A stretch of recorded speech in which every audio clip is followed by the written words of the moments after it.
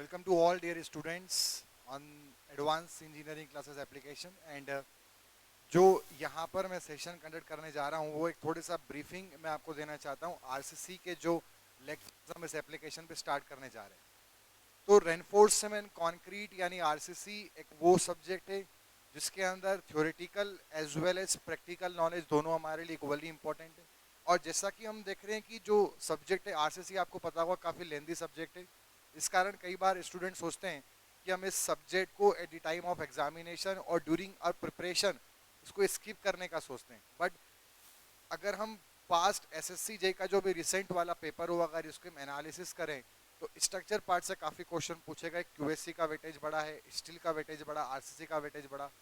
तो कहीं ना कहीं अब जो स्टूडेंट एसएससी की प्रिपरेशन कर रहे हैं वे सोच रहे हैं कि आरसीसी को भी हम इफेक्टिवली प्रिपेयर करें।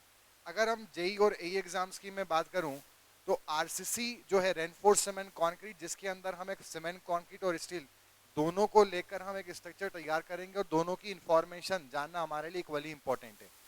यहाँ पर अगर मैं प्री एग्जाम की बात करूं कोई भी जेई एग्जाम की या पर्टिकुलरली एसएससी जेई की मिनिमम 10 नंबर ऑफ क्वेश्चंस हमको देखने को मिलेंगे जिसमें से 4 to 5 question codal provision related questions होते हैं जो कि काफी सिंपल होते हैं। हाँ, रिमेनिंग 5 क्वेश्चन ऐसे होते हैं जो कि थ्योरेटिकल भी हो सकते हैं या न्यूमेरिकल बेस्ड क्वेश्चन हो सकते हैं। यहीं पर अगर मैं टोटल इन सेशंस के आवर की बात करूं तो जो ड्यूरेशन होगा आरसीसी के हमारे लेक्चर का वो 80 प्लस आवर्स होगा और 80 प्लस आवर्स के अंदर मैं आपको theoretical plus practical knowledge as well as total specifications भी पूरे आरसीसी के प्रोवाइड करते साथ में चलूंगा। यहाँ पर जो टोटल कंटेंट है आरसीसी का वो 10 नंबर ऑफ चैप्टर्स में डिवाइडेड है। सेशन जैसा कि मैंने आपको बताया 80 प्लस होंगे। तो इस सेशन को जब आप अटेन करेंगे तो यहाँ पर जो चैप्टर्स होंगे वो कुछ इस प्रकार होंगे। सबसे पहला होगा हमारा chapter introduction to RCC. Then इस चैप्टर के अंदर हम क्या पढ़ेंगे कि जो आपका आरसीसी होता है वो दो चीज से मिलकर बना, जैसे मैंने बताया सीमेंट कंक्रीट और स्टील। तो सीमेंट कंक्रीट क्या होता है इसको समझेंगे, कैसे सीमेंट कंक्रीट बनता है, स्टील कैसे इंडस्ट्री में मैन्युफैक्चर होता है और कितने टाइप्स के स्टील को हम जनरली आरसीसी के लिए इस्तेमाल करते हैं, सीमेंट कंक्रीट की ग्रेड क्या होती है और इनके रिलेटेड कोडल प्रोविजंस और properties of concrete and properties of steel का डिस्कशन हम यहाँ पर करेंगे। इसमें यहाँ पर WSM LSM का भी ब्रीफ इंट्रो मैं आपको दे दूंगा। जैसा कि आप जानते हैं आरसीसी के लिए LSM ज्यादा इंपॉर्टेंट है बट जेई एग्जाम्स के पर्सपेक्टिव से हम WSM को भी नहीं नकार सकते, यानी WSM को भी हमें साथ में लेके चलना पड़ता है। तो इसमें WSM LSM का भी ब्रीफिंग इसी चैप्टर के अंदर होगा। फिर जब आती है बीम और स्लेब की बात, बीम और स्लेब में अंतर क्या होता है। बीम एक फ्लेक्सुरल मेंबर है, ट्रांसवर्स लोड लग रहा है। स्लेब भी एक फ्लेक्सुरल मेंबर है, ट्रांसवर्स लोड लग रहा है। मेरी नजर में अंतर इतना सा, बीम छोटी है स्लेब बड़ी है। तो यहाँ पर पहले हम बीम से स्टार्ट करेंगे, फ्लेक्सुरल मेंबर की डिजाइनिंग होगी on the basis of bending moment.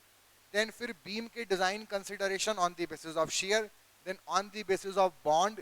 Then आपका बीम में कभी कभी टॉर्शन की प्रॉब्लम आती, उसके लिए बीम को डिजाइन करेंगे।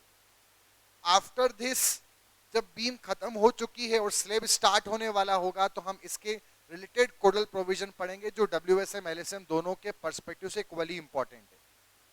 जैसे ही हमारा बीम का पोर्शन खत्म होगा और हम स्लेब के कोडल प्रोविजन पढ़ चुके होंगे तो हम स्लेब की डिजाइनिंग को स्टार्ट करेंगे। इतना कंप्लीट होने के बाद फिर हम स्टार्ट करेंगे, हमारा अगला चैप्टर होगा 8 चैप्टर डिजाइन ऑफ कॉलम।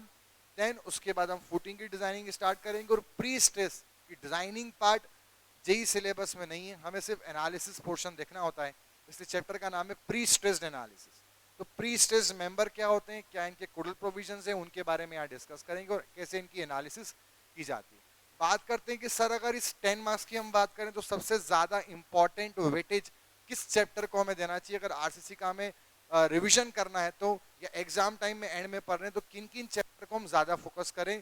तो देखिए जैसे कि मैंने कहा कि most of question codal provision से होते हैं, तो आपको बीम और स्लेब के कोडल प्रोविजन को पढ़ना काफी इंपॉर्टेंट है। कॉलम के अंदर कॉलम के कोडल प्रोविजन होंगे, इनको आप पढ़ें। अगर हम रिसेंट ट्रेंड की बात करें तो जो क्वेश्चन है वो प्री स्ट्रेस से पूछने के चांसेस ज्यादा होते हैं, कॉलम से and then slab. SSC JE का सबसे जो फेवरेट टॉपिक है वो है स्लेब, और स्लेब से काफी क्वेश्चन हमको देखने को मिलते हैं। छोटे छोटे जो कुछ प्रोविजंस होते हैं वो हम इंट्रोडक्शन के अंदर पढ़ेंगे तो जो ज़्यादा इंपॉर्टेंट चैप्टर्स हैं, जहां से ज़्यादा क्वेश्चन देखने को मिलेंगे, वो introduction to RCC, codal provision for beam and slip, design of slip, design of column and pre stress analysis. तो इन सब 10 चैप्टर्स को आप मेरे साथ में पढ़ अटेंड कर और जो जो मैंने मेन बताए उन चीज़ों को साथ में ध्यान से पढ़कर हम यहाँ पर 10 में से मैक्सिमम मार्क्स अटेंड कर सकते हैं। रेस्ट मैक्सिमम क्यों बोला, बाकी आप पे डिपेंड करेगा कि आप इन चैप्टर्स का कंटेंट मेरे साथ में पढ़ने के बाद की इन्फॉर्मेशन गैदर करने के बाद कितना खुद से सेल्फ स्टडी करते हैं, कितना खुद से उसकी क्वेश्चंस की प्रैक्टिस करते हैं। इतना करने के बाद अगर मैं आपको कुछ रिस्पेक्टिव बुक्स बताऊंगा, उन बुक्स से अगर आप ऑब्जेक्टिव क्वेश्चन की प्रैक्टिस भी कर लेते हैं, तो कोई भी एई एग्जाम को क्वालिफाई करना या जेई एग्जाम में आरसीसी के मार्क्स को अटेन करना और उसे सॉल्व करना करेक्टली आपके लिए इम्पॉसिबल नहीं होगा, काफ़ी आसान हो जाएगा। ठीक है, तो मिलते हैं हम इन लेक्चर्स के अंदर और जल्द ही आरसीसी स्टार्ट होने वाला है। तो आई होप कि आप इन सभी टेस्ट को पढ़ने के लिए मेरे साथ में इंटरेस्टेड होंगे। मिलते हैं लेक्चर्स के अंदर। Thank you.